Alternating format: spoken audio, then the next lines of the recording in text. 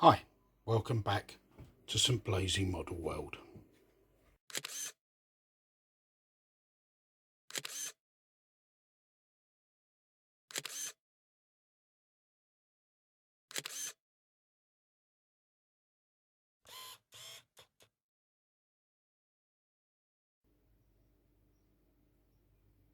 So the next step is to add a road, and what I do is I put down a decent layer of neat PVA glue and apply my road surface.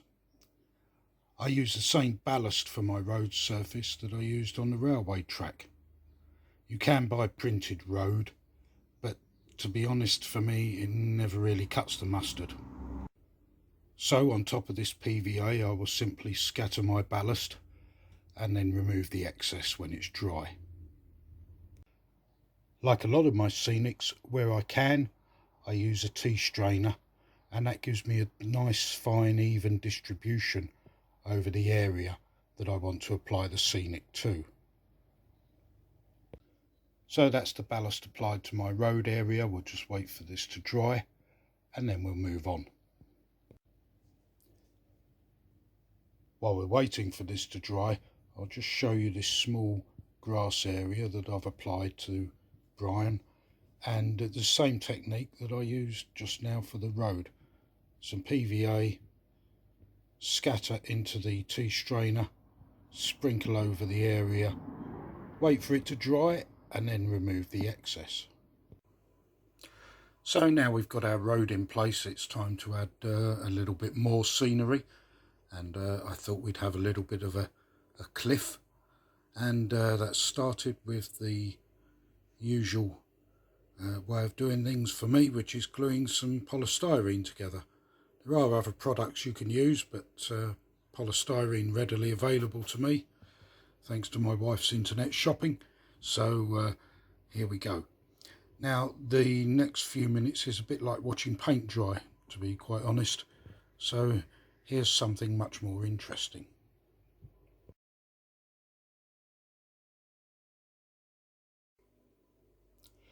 Well, now that our polystyrene has dried, I've used some polyfiller to add a little bit of a hill range to our example of scenery. The polyfiller that I've used for this is this one here, and because it's a powder and you mix it yourself. I've tried using ready-mix polyfillers and other types of filler for this type of work, and it doesn't really work very well. I much prefer to set my own consistency, and it gives me a better grasp of it when it comes to moulding the scenery as I want it to be. There are all sorts of other products that you can use, plaster of Paris, sculptor mould, there's a whole range of stuff out there, but I've found for just small pieces like this, polyfiller works just as well as anything else.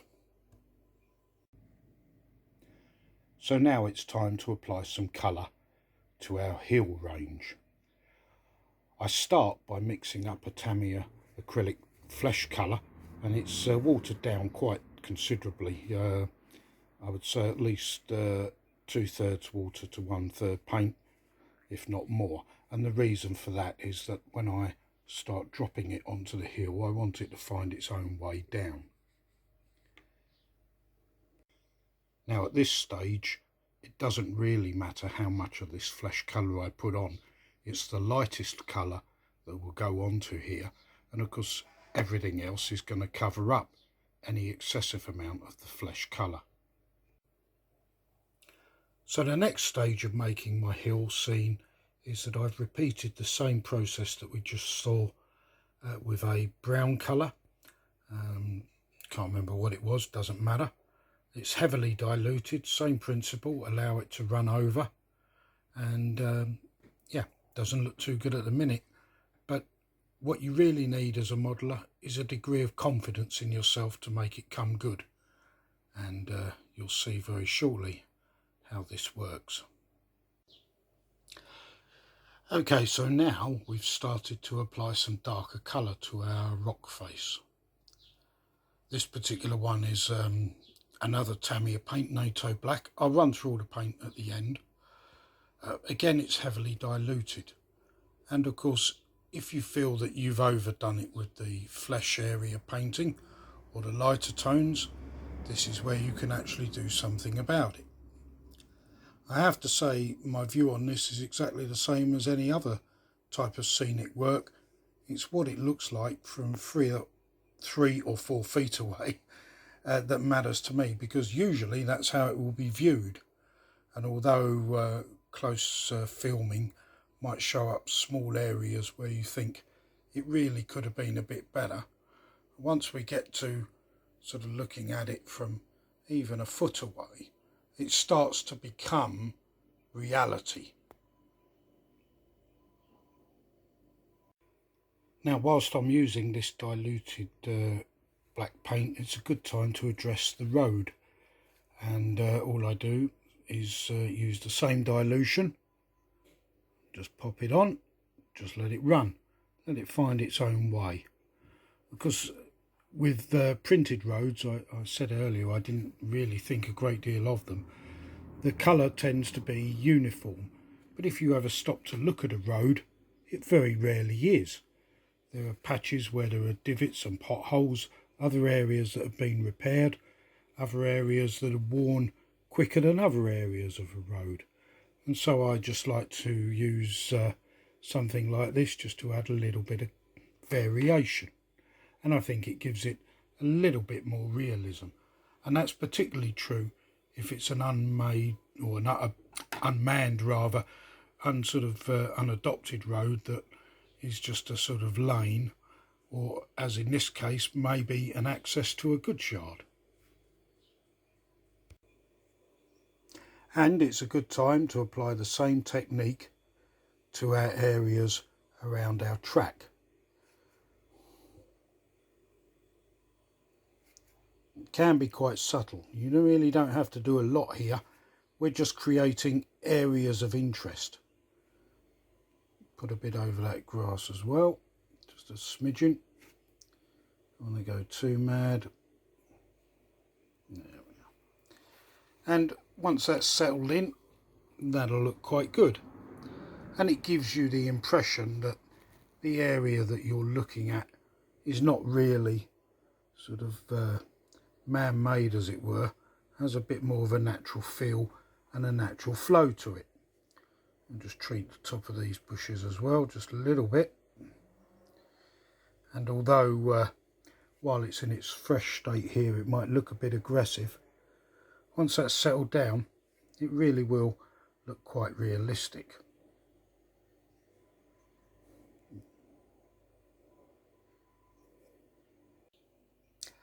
Now, as for our hillside, I like the finish that's on there now, but if you want to make it a little bit darker, go ahead, add some slightly darker shades and even some white to represent some highlights. It's entirely up to you.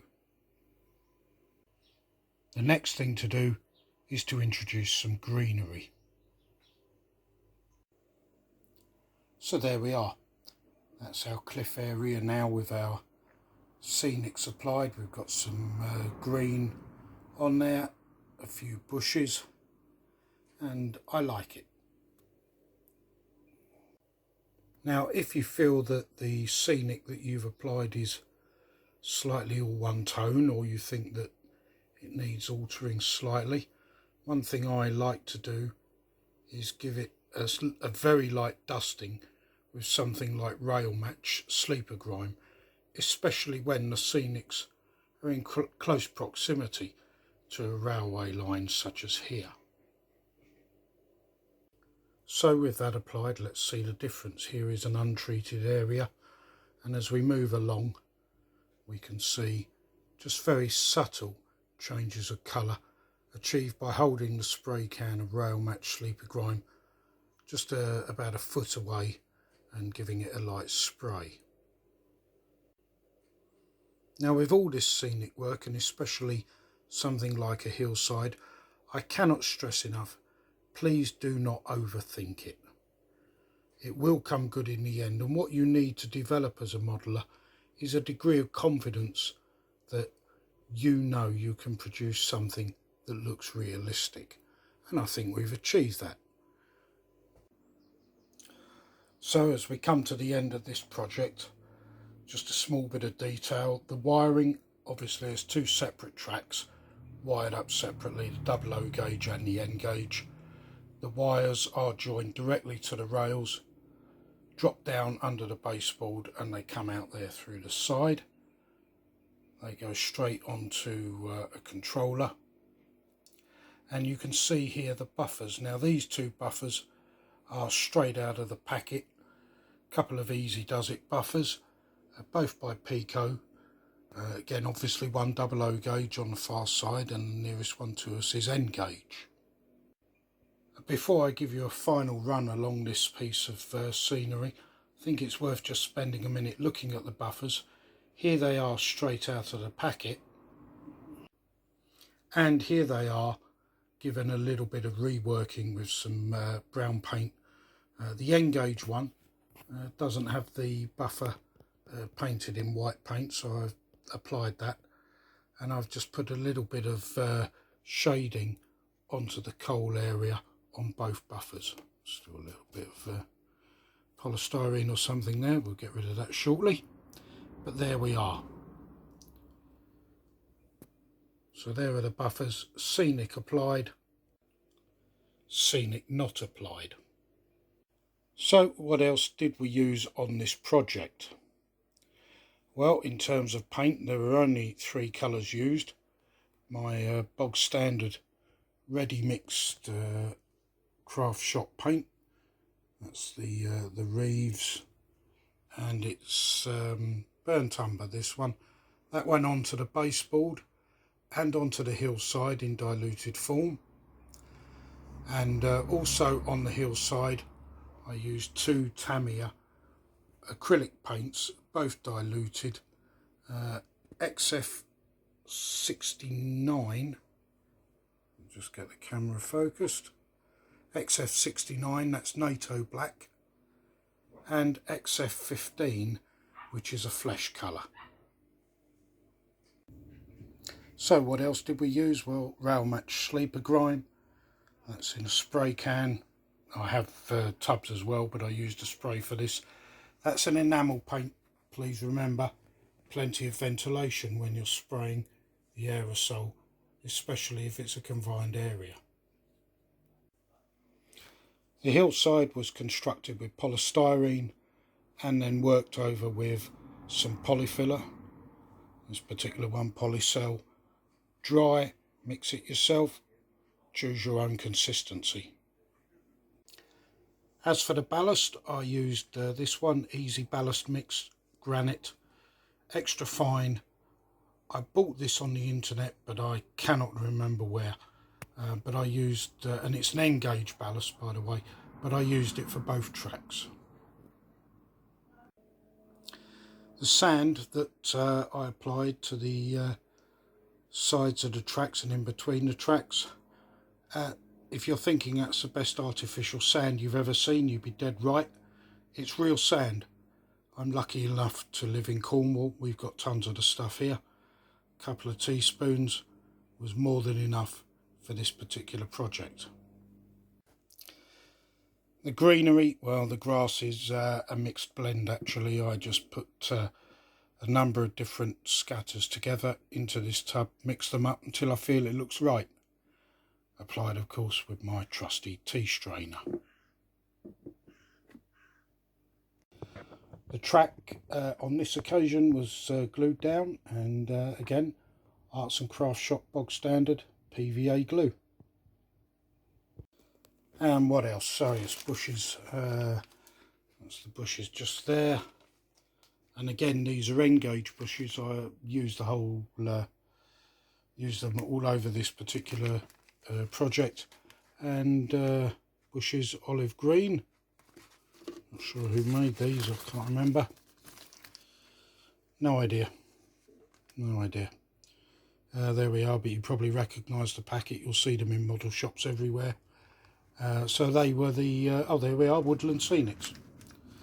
Perfect. So, they're the bushes that got used on this particular project. The tree, one of several that I had left over. Again, it's an N gauge or N scale tree, but it doesn't really matter for this demonstration. And again, it's been given a light spray with sleeper grime just to tone it up a bit. I just had one of those awful coulda, woulda, shoulda moments, and decided I'd just attach a small piece of back scene, a spare piece of back scene that I had, just to give it some sort of finish. So before we wrap it up, I thought we'd just have a final look at this piece now that the work is complete. Here we are at the far end with no scenic applied whatsoever. We've just got the track glued straight down onto the board. So let's wheel in Exhibit A. So there we are, one deltic in place on the N gauge. Looks okay, and you know, if it's your first train set, first layout, great. The key to getting the most out of a hobby, any hobby, is to develop your skills, and one way you can do that here is to improve your skills on the scenics. So at this end, of course, no scenics applied whatsoever. Move along, and we introduce some ballast, then some material between the two tracks and on the edge of the track. We see some grass coming in. We've got our roadway approaching through the cutting in the hillside, some grass around the tracks and some flowering, then some bushes. The hillside develops its scenic, and there we are, all the way to the far end of the track, to the buffers at the other end. Halfway down, with some of the scenic in place, and we'll just move along.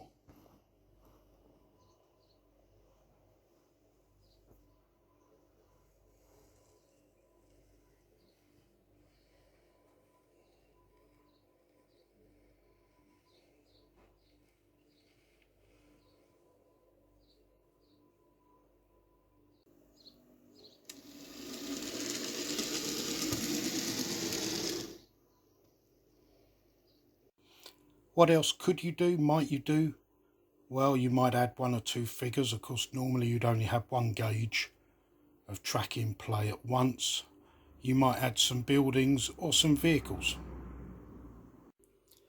That's it for this project. Hope you've enjoyed it. See you again soon at St Blazey Model World.